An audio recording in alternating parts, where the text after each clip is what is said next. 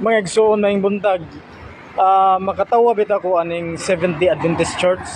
Yeah, yesterday morning nagpost sila sa ilang FB na ako no sila ilang gi-claim na ako no sila apostolic connection, divine connection, patriarchal connection o prophetic connection. Kunya puro ra gyud claim nya walay pamatuod. Pagkagabi nagpost na sad sila balik gipakapin na nila na ako no sila messianic connection.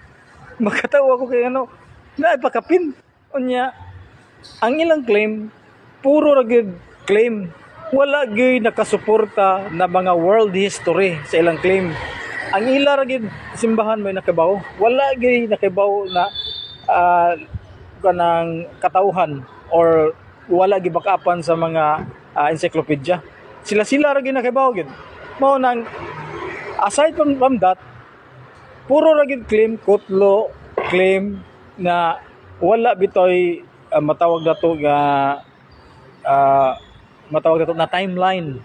Wala di sila makahatag og timeline. Di pareha sa simbahang Katoliko ba. Gawas na gisuportaan sa mga world history book. Napag yung timeline. Gikan ni present Pope si Pope Francis, Pope Benedict XVI, Pope John Paul II, hangtod na ni San Pedro. Naagi time